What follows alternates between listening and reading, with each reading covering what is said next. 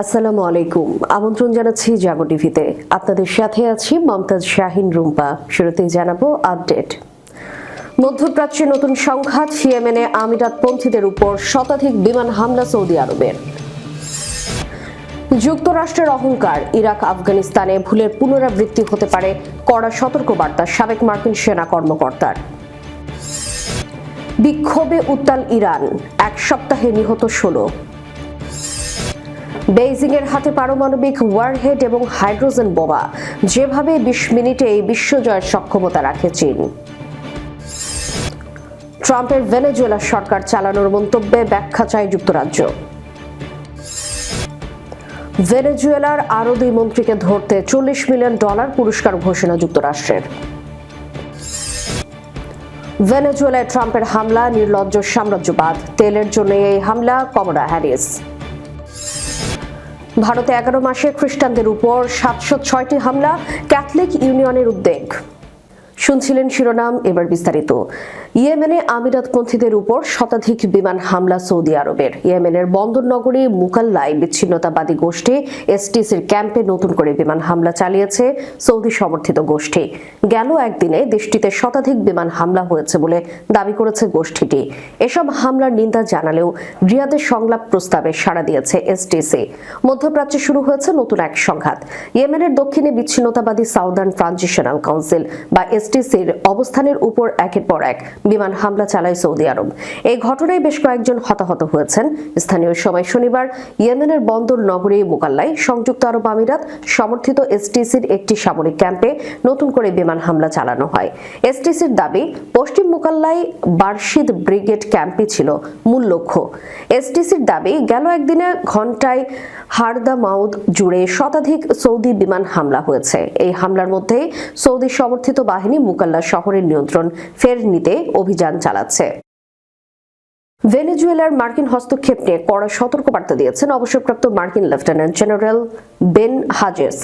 আল জাজিরাকে দেওয়া এক সাক্ষাৎকারে তিনি বলেন, প্রেসিডেন্ট নিকোলাস মাদুরোকে অপসারণ করার সহজ অংশ হলেও প্রকৃত চ্যালেঞ্জ শুরু হয় তারপরেই। হাজেসের মতে এরপর কি হবে এই প্রশ্নের সুস্পষ্ট উত্তর আমার মনে হয় না যে মার্কিন সরকার ভেবেছে। তিনি ইরাক ও আফগানিস্তানের যুক্তরাষ্ট্রের অভিযানের শুরুর সময়কার অতিরিক্ত আত্মবিশ্বাসের সঙ্গে বর্তমান পরিস্থিতির মিল খুঁজে পান। তার ভাষায় সেই অহংকারী ভয়াবহ ভুলের দিকে নিয়ে গিয়েছিল, আর মনে হচ্ছে সেটি আবার ঘটছে। মার্কিন প্রেসিডেন্ট ডোনাল্ড ট্রাম্পের মাটিতে বুট পড়া নিয়ে ভয় না পাওয়ার মন্তব্যের প্রতিক্রিয়ায় হাজেস বলেছেন, স্পষ্ট কৌশলগত লক্ষ্য এবং শক্ত রাজনৈতিক ও বেসামরিক পরিকল্পনা ছাড়া সামরিক উপস্থিতি অত্যন্ত ঝুঁকিপূর্ণ। তিনি আরও বলেন, ইরাক ও আফগানিস্তানের কাজ করার অভিজ্ঞতা থেকে আমি জানি এই প্রস্তুতি না থাকলে পরিস্থিতি নিয়ন্ত্রণের বাইরে চলে যায়।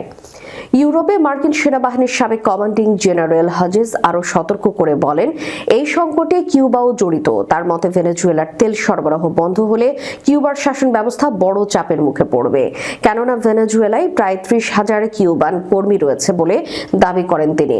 হাজেসের বিশ্লেষণে ভেনেজুয়েলা সংকট এখানেই শেষ নয়।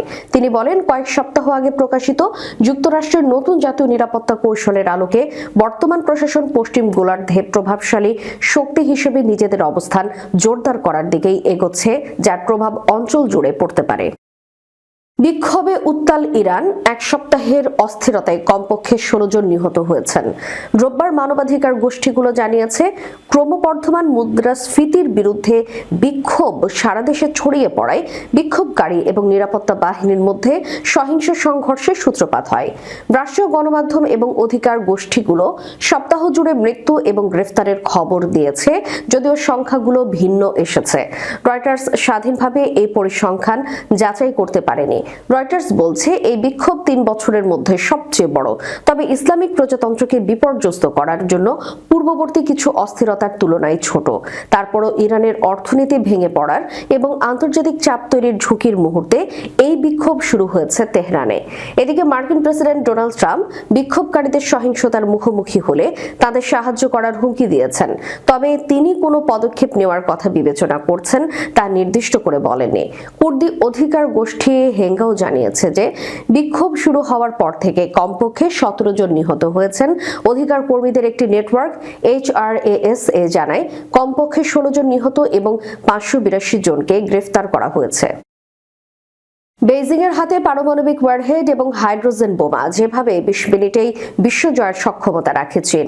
বিশ্বজুড়ে ক্রমবর্ধমান উত্তেজনার মাঝে এক ভয়াবহ সক্ষমতা অর্জন করেছে চীন। তবে দেশটি জানিয়েছে তারা কোনো যুদ্ধে আগে আক্রমণ করবে না, তবে আক্রান্ত হলে প্রতিপক্ষকে দ্বিতীয়বার আক্রমণের সুযোগও দেবে না। এই বার্তার মূল কেন্দ্রে রয়েছে চীনের নব উন্মোচিত আন্তঃমহাদেশীয় ব্যালিস্টিক ক্ষেপণাস্ত্র DF-5C। গত সেপ্টেম্বরে বেইজিং এ অনুষ্ঠিত ভিক্টোরি ডে প্যারেডে নিজেদের এই অনন্য সামরিক শক্তির জানান দেয় চীনা প্রতিরক্ষা বাহিনী। চীনের দাবি অনুযায়ী এই নতুন ক্ষেপণাস্ত্রটি বিশ্বের যে কোনো প্রান্তে মাত্র 20 মিনিটেরও কম সময়ে আঘাত হানতে সক্ষম। 3রা সেপ্টেম্বরের প্যারেডে প্রদর্শিত এই মারণাস্ত্রটি মূলত ডুমসডে বা কিয়ামতের ক্ষেপণাস্ত্র হিসেবে পরিচিত পেয়েছে। এটি এমনভাবে তৈরি করা হয়েছে যা বর্তমান বিশ্বের যে কোনো প্রতিরক্ষা ব্যবস্থাকে ফাঁকি দিতে সক্ষম। প্রতিবেদনে দাবি করা হয়েছে DF-5C ক্ষেপণাস্ত্রটি একাই 60টি পারমাণবিক ওয়ারহেড এবং একটি শক্তিশালী হাইড্রোজেন বোমা বহন করতে পারে। যদিও সামরিক বিশ্লেষকদের মতে এটি 10টি পর্যন্ত ইন্ডিপেন্ডেন্ট রি-এন্ট্রি ভেহিকেল বহন করতে সক্ষম। তবে চীনের পক্ষ থেকে দেওয়া তথ্য এর বিধ্বংসী ক্ষমতা সম্পর্কে বিশ্বকে এক চরম বার্তা দিচ্ছে। ধ্বংসাত্মক ক্ষেপণাস্ত্রটি 20,000 কিলোমিটারেরও বেশি দূরত্বের লক্ষ্যবস্তুতে নির্ভুলভাবে আঘাত হানতে পারে, যা যুক্তরাষ্ট্রের মিনিটম্যান 3 ক্ষেপণাস্ত্রের চেয়েও অনেক বেশি শক্তিশালী। সাধারণত তরল জ্বালানি চালিত ক্ষেপণাস্ত্রগুলো দীর্ঘ সময় উৎক্ষেপণের জন্য প্রস্তুত রাখা কঠিন হয়, কিন্তু বিশেষজ্ঞরা বলছেন চীন এই সীমাবদ্ধতা কাটিয়ে উঠেছে। ক্ষেপণাস্ত্রের ইঞ্জিনে সিলিকন বা বিশেষ রাবার জাতীয় পদার্থের ব্যবহার ইঙ্গিত দেয় যে এটি সবসময় জ্বালানি পূর্ণ অবস্থায় রাখা সম্ভব। ফলে কোনো প্রকার আগাম সতর্ক বার্তা ছাড়াই চীন তাৎক্ষণিক পাল্টা আঘাত বা সেকেন্ড স্ট্রাইক নিশ্চিত করতে পারবে। ট্রাম্পের ভেনেজুয়েলা সরকার চালানোর মন্তব্যে ব্যাখ্যা চায় যুক্তরাজ্য। ট্রাম্প শনিবার বলেন যে মাদুরোর গ্রেফতারের পর অন্তর্বর্তীকালীন সময়ে ওয়াশিংটন ভেনেজুয়েলা সরকারের তত্ত্বাবধান করবে। ট্রাম্পের এমন বক্তব্যের স্পষ্টতা চেয়েছে ব্রিটেন। যুক্তরাজ্য সরকার জানিয়েছে যে মার্কিন প্রেসিডেন্ট ডোনাল্ড ট্রাম্প যখন বলেছিলেন যে ওয়াশিংটন ভেনেজুয়েলা সরকার চালিয়ে নেবে, তখন তিনি কি বোঝাতে চেয়েছিলেন তা স্পষ্ট নয়। স্কাই নিউজের সাথে কথা বলার সময় ব্রিটেনের ট্রেজারির প্রধান সচিব ড্যারেন জোন্সকে সাংবাদিকরা জিজ্ঞেস করেন ট্রাম্পের এমন মন্তব্য উপনিবেশবাদের সমতুল্য কিনা। জোন্স বলেন যে ব্রিটেন উপনিবেশদের পক্ষে নয়, তবে তিনি আরও যোগ করেছেন ব্রিটেন সরকার এখনো সম্পূর্ণ স্পষ্ট নয় যে প্রেসিডেন্ট ট্রাম্প এই মন্তব্যগুলোর দ্বারা কি বোঝাতে চেয়েছিলেন। তিনি এ সময় জোর দিয়েছিলেন যে ভেনেজুয়েলা সরকারের ভবিষ্যৎ নির্ধারণ করা তৃতীয় কোনো দেশের কাজ নয়। তিনি মার্কিন পদক্ষেপ আন্তর্জাতিক আইন লঙ্ঘন করেছে কিনা তা বলতে অস্বীকৃতি জানিয়েছে। বলেছেন যে এটি আন্তর্জাতিক আদালতের বিষয়। এর আগে ফ্লোরিডায় এক সংবাদ সম্মেলনে ট্রাম্প বলেন, আমরা যতক্ষণ না নিরাপদ, সঠিক এবং ন্যায়সঙ্গতভাবে ক্ষমতা হস্তান্তর করতে পারছি ততক্ষণ পর্যন্ত দেশ পরিচালনা করব। এই সময় প্রতিরক্ষা সচিব পিট হেগসেথ এবং পররাষ্ট্রমন্ত্রী মার্কো রুবিও সহ মন্ত্রিসভার ঊর্ধ্বতন কর্মকর্তারা উপস্থিত ছিলেন। ভেনেজুয়েলার 2 শীর্ষ মন্ত্রীকে গ্রেফতারের জন্য $1 মিলিয়ন পুরস্কার ঘোষণা করেছে যুক্তরাষ্ট্র। দেশটিতে অভিযান চালিয়ে প্রেসিডেন্ট নিকোলাস মাদুরো ও তাঁর স্ত্রীকে তুলে আনার পর এই ঘোষণা দেওয়া হয়। রোববার বিবিসির এক প্রতিবেদনে এই তথ্য জানানো হয়েছে। মাদুরোকে আটক করার পর তাঁর সরকারের অন্যান্য শীর্ষ নেতাদের কোনো গ্রেফতার করা হয়নি এমন প্রশ্নের জবাবে মার্কিন পররাষ্ট্রমন্ত্রী মার্কো রুবিও বলেন, বিষয়টি খুবই সহজ, পুরো দেশ জুড়ে গিয়ে সবাইকে ধরে আনা সম্ভব নয়। বিবিসি জানিয়েছে যুক্তরাষ্ট্র মাদুরো সরকারের 2 শীর্ষ কর্মকর্তার বিরুদ্ধে বড় অঙ্কের পুরস্কার ঘোষণা করেছে। এর মধ্যে ভেনেজুয়েলার স্বরাষ্ট্রমন্ত্রী দিয়েজদাদো কাবেলোকে গ্রেফতার বা দণ্ডিত করতে সহায়ক তথ্য দিলে সর্বোচ্চ $25 মিলিয়ন পুরস্কার দেওয়ার ঘোষণা রয়েছে। একইভাবে প্রতিরক্ষা মন্ত্রী ভ্লাদিমির পাদ্রিনের ক্ষেত্রে এই পুরস্কার পরিমাণ $15 মিলিয়ন। রুবিও বলেন, যুক্তরাষ্ট্রে যদি ভেনেজুয়েলায় আরো দীর্ঘ সময় অবস্থান করে আরো লোককে ধরার চেষ্টা করত, তাহলে আন্তর্জাতিক অঙ্গনে ব্যাপক সমালোচনার মুখে পড়তে হতো। তিনি বলেন, আমরা যদি সেখান থেকে যেতাম তাহলে কি ধরনের চিৎকার ও প্রতিবাদ শুরু হতো তা মানুষ কল্পনাই করতে পারে। আমরা আমাদের সর্বোচ্চ অগ্রাধিকারটি অর্জন করেছি।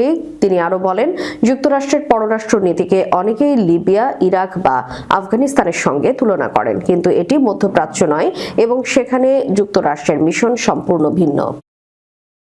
যুক্তরাষ্ট্রের সাবেক ভাইস প্রেসিডেন্ট কমলা হ্যারিস বলেছেন, ভেনেজুয়েলার প্রেসিডেন্ট ডোনাল্ড ট্রাম্পের পদক্ষেপ আমেরিকাকে নিরাপদ, শক্তিশালী বা আরও সাশ্রয়ী করে তোলে না। রোববার সামাজিক যোগাযোগ মাধ্যম এক্সে দেওয়া এক পোস্টে কথা বলেন তিনি।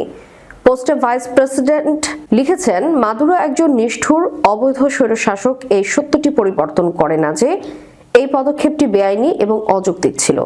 আমরা এই সিনেমাটি আগেও দেখেছি, শাসন ব্যবস্থা পরিবর্তনের জন্য যুদ্ধ অথবা তেল যা শক্তি হিসেবে বিক্রি হয় কিন্তু বিশৃঙ্খলায় পরিণত হয় এবং আমেরিকান পরিবারগুলিকে এর মূল্য দিতে হয়। আমেরিকান জনগণ এটি চায় না এবং তারা মিথ্যা বলতে বলতে ক্লান্ত। কমলা হ্যারিস লিখেছেন, এটা মাদক বা গণতন্ত্র সম্পর্কে নয়, এটা তেল এবং ডোনাল্ড ট্রাম্পের আঞ্চলিক শক্তিশালী ব্যক্তিত্বের ভূমিকা পালনের আকাঙ্ক্ষা সম্পর্কে। যদি তিনি উভয়েরই চিন্তা করতেন তাহলে তিনি একজন দোষী সাব্যস্ত মাদক পাচারকারীকে ক্ষমা করতেন বা মাদুরোর বন্ধুদের সঙ্গে চুক্তি করার সময় ভেনেজুয়েলার বৈধ বিরোধীদের পাশে রাখতেন না। সাবেক ভাইস প্রেসিডেন্ট লিখেছেন, রাষ্ট্রপতি সেনাবাহিনীকে ঝুঁকির মধ্যে ফেলেছেন, কোটি কোটি টাকা ব্যয় করেছেন, একটি অঞ্চলকে অস্থিতিশীল করছেন এবং কোনো আইনি কর্তৃত্ব, কোনো প্রস্থান পরিকল্পনা এবং দেশে কোনো সুবিধা দিচ্ছেন না। তিনি আরো লিখেছেন, আমেরিকার এমন নেতৃত্বের প্রয়োজন যার অগ্রাধিকার হলো কর্মজীবী পরিবারের জন্য খরচ কমানো, আইন শাসন প্রয়োগ করা, জোট শক্তিশালী করা এবং সবচেয়ে গুরুত্বপূর্ণভাবে আমেরিকান জনগণকে প্রথমে রাখা। ভারত জুড়ে খ্রিস্টান সম্প্রদায়ের উপর ক্রমবর্ধমান সহিংসতা ও ভীতি প্রদর্শন বন্ধে দেশটির কেন্দ্রীয় সরকারকে দৃঢ় ও বিশ্বাসযোগ্য পদক্ষেপ নেওয়ার আহ্বান জানিয়েছে অল ইন্ডিয়া ক্যাথলিক ইউনিয়ন। সংগঠনটি সতর্ক করে দিয়ে বলেছে, এই হামলাগুলো ধর্মীয় সংখ্যালঘুদের লক্ষ্য করে বাড়তে থাকা ঘৃণার পরিবেশেরই প্রতিফলন। 106 বছরের পুরনো এই সংগঠনটি উল্লেখ করেছে যে উত্তরপ্রদেশ, ছত্তিশগড়, মধ্যপ্রদেশ এবং ওড়িশার মতো বিজেপি শাসিত রাজ্যগুলোতে খ্রিস্টানরা চরম হুমকির মুখে রয়েছেন। পর্যবেক্ষণকারী সংস্থাগুলোর তথ্য মতে, ভারতে গত 1 বছরে খ্রিস্টান সম্প্রদায়ের উপর হামলার ঘটনা উদ্বেগজনকভাবে বৃদ্ধি পেয়েছে। 2025 সালের জানুয়ারি থেকে নভেম্বর পর্যন্ত 11 মাসে প্রায় 706টি হয়রানি ও সহিংসতার ঘটনা ঘটে। এর মধ্যে উত্তরপ্রদেশে সর্বোচ্চ 183টি এবং ছত্তিশগড়ে 156টি মামলা নথিভুক্ত হয়েছে। সহিংসতার এই ঘটনাগুলোর মধ্যে রয়েছে শারীরিক লাঞ্ছনা, গির্জায় হামলা, উপাসনাকারীদের ভীতি প্রদর্শন এবং প্রার্থনা সভায় বাধা প্রদান। বিশেষ করে বড়দিন বা ক্রিসমাস মৌসুমে উত্তর ভারতে 20টিরও বেশি সহিংসতার ঘটনা ঘটে। প্রতিবেদনে আরও বলা হয়েছে, কেরালাতে বড়দিনের গান গাওয়ার সময় হামলা, ছত্তিশগড়ে উৎসবের সাজসজ্জা ভাঙচুর, মধ্যপ্রদেশে উপাসনাকারীদের হয়রানি, এমনকি এক দৃষ্টি প্রতিবন্ধী নারীকে স্থানীয় রাজনৈতিক নেতা লাঞ্ছিত করার অভিযোগও উঠেছে। এছাড়াও বড়দিন বর্জনের ডাক দিয়ে পোস্টার এবং উৎসবের সামগ্রী বিক্রেতার হুমকি প্রদানের ঘটনাও ঘটেছে। এআইসিইউ সরকারের প্রতীকী পদক্ষেপের সমালোচনা করে জানিয়েছেন যে উপরাষ্ট্রপতি সিপি রাধাকৃষ্ণ এবং প্রধানমন্ত্রী নরেন্দ্র মোদী বড়দিনের অনুষ্ঠানে যোগ দিলেও বাস্তবে কোনো পরিবর্তন আসেনি। সংগঠনটি বলে, সহিংসতা বন্ধের শুধু আশ্বাসই যথেষ্ট নয়, অপরাধীদের শাস্তি বা বিচার হওয়ার হার খুবই কম, যার ফলে হামলাকারীরা ভয় পাচ্ছে না। শেষ করার পূর্বে সংবাদ শিরোনামগুলো জানাবো আরো একবার। মধ্যপ্রাচ্যে নতুন সংঘাত, ইয়েমেনে আমিরাতপন্থীদের উপর শতাধিক বিমান হামলা সৌদি আরবের। যুক্তরাষ্ট্রের অহংকার, ইরাক আফগানিস্তানে ভুলের পুনরাবৃত্তি হতে পারে, কড়া সতর্কবার্তা সাবেক মার্কিন সেনা কর্মকর্তার। বিক্ষোভে উত্তাল ইরান, 1 সপ্তাহে নিহত 16। বেইজিং এর হাতে পারমাণবিক ওয়ারহেড এবং হাইড্রোজেন বোমা, যেভাবে 20 মিনিটেই বিশ্বজয়ের সক্ষমতা রাখে চীন। ট্রাম্পের ভেনেজুয়েলা সরকার চালানোর মন্তব্যে ব্যাখ্যা চায় যুক্তরাজ্য। ভেনেজুয়েলার আরও 2 মন্ত্রীকে ধরতে $40 মিলিয়ন পুরস্কার ঘোষণা যুক্তরাষ্ট্রের। ভেনেজুয়েলায় ট্রাম্পের হামলা নির্লজ্জ সাম্রাজ্যবাদ, তেলের জন্য এই হামলা, কমলা হ্যারিস। ভারতে 11 মাসে খ্রিস্টানদের উপর 706টি হামলা, ক্যাথলিক ইউনিয়নের উদ্বেগ। এতক্ষণ আমাদের সাথে থাকার জন্য ধন্যবাদ। আল্লাহ হাফেজ।